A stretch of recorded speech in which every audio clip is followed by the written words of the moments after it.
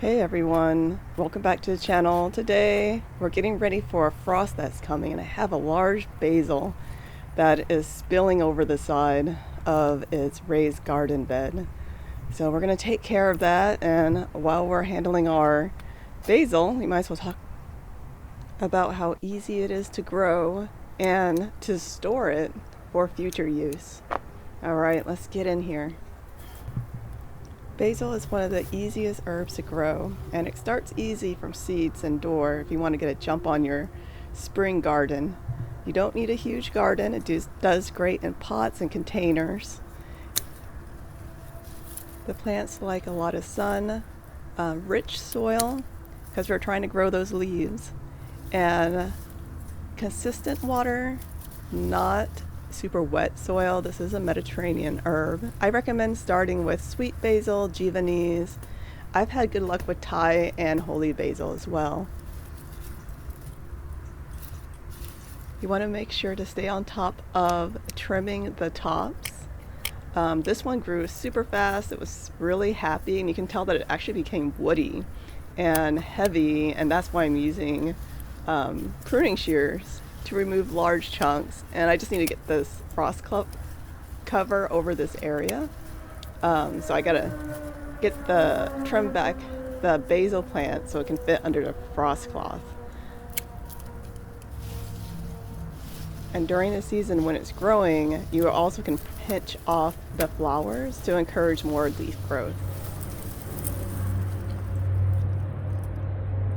Now we're out here pretty early in the morning. That's always the best time to harvest your herbs, and before the sun hits the leaves. That way the essential oils, we'll say, are concentrated in the leaves, and they haven't been dissipated by the sun, because they are going to be held in there by the water in the plant itself, and will slowly evaporate as the sun and heat hits them.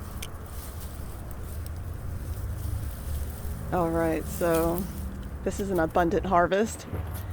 So we'll take this back in.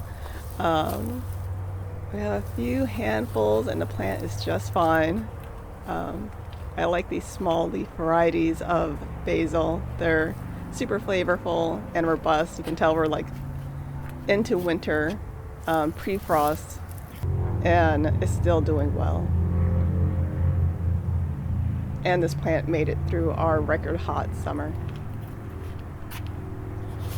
Alright, so let's take our harvest inside and get it washed and ready for storage.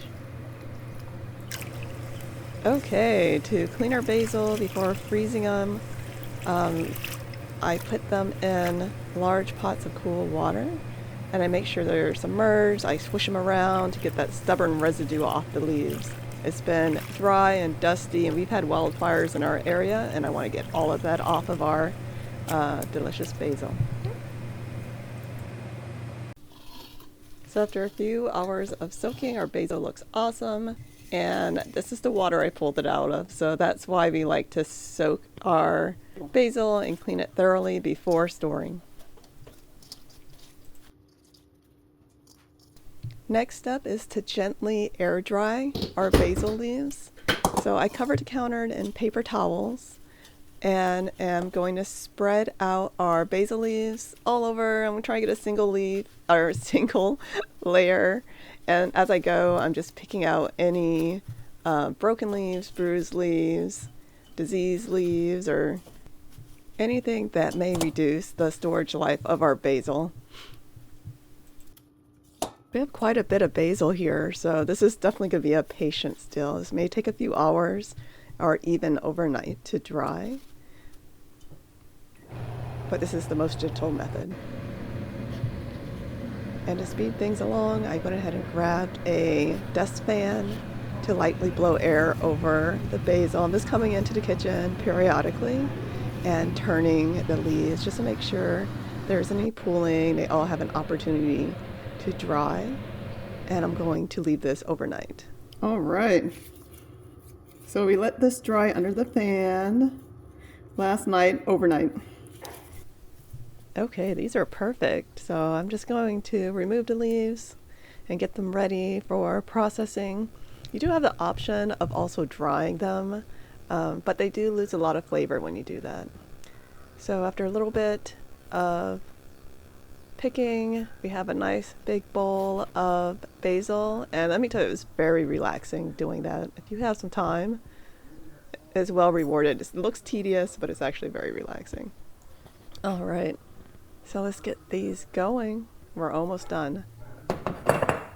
So I'm going to blend my basil with olive oil, and that's it. You can also do water if you like.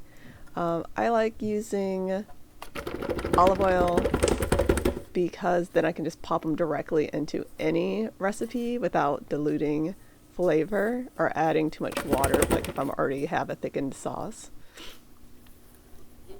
So I'm just going to do this by eye.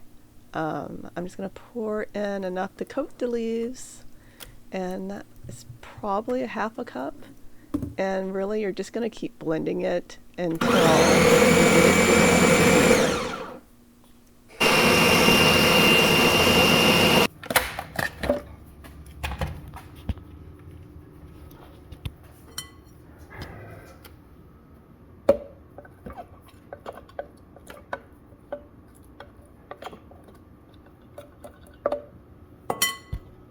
so 2 cups.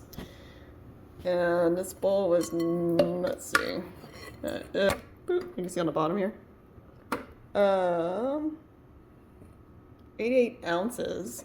All right, so 88 ounces would be 11 cups of fresh basil.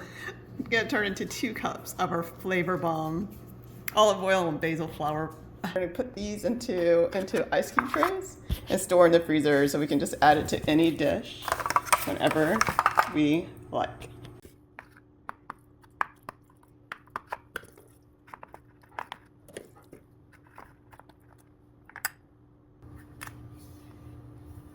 All right, so I'm gonna throw these in the freezer for a couple of hours and they'll be all set, and then I'll pop them out and throw them in a plastic bag, and they should keep in the freezer for at least 6 months. I don't think they're gonna last that long. I love cooking with basil. It really makes the flavor of any dish you're cooking pop.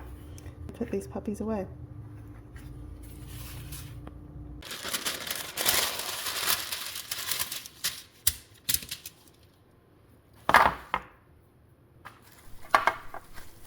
So I ended up leaving these trays in overnight because I checked them after a couple of hours and they're really tough to get out. So let's see if this works any better. But I have a feeling it's the ice trays themselves. This narrow cube shape is making it hard for our basil cubes to come out.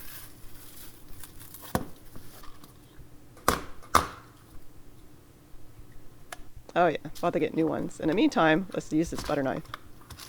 Aha.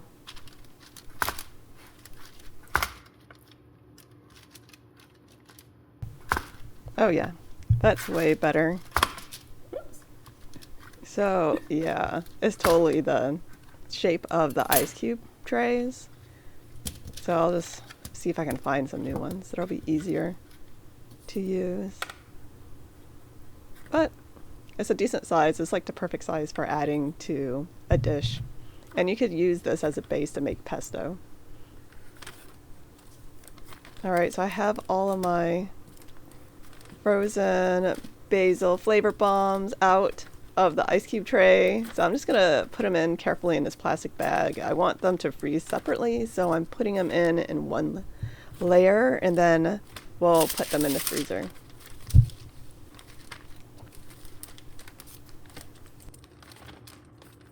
You see they're already starting to melt a little bit, so this will be perfect for adding to dishes without adding a lot of extra cook time.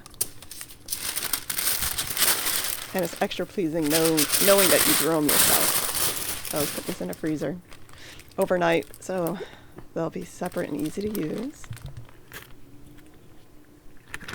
And here they are, ready to be used. They froze great.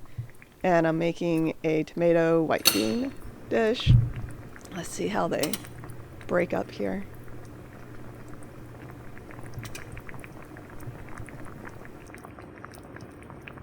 Oh, perfect. Totally works. All right, just gonna let that melt in there. Oh, that works. Great, love it.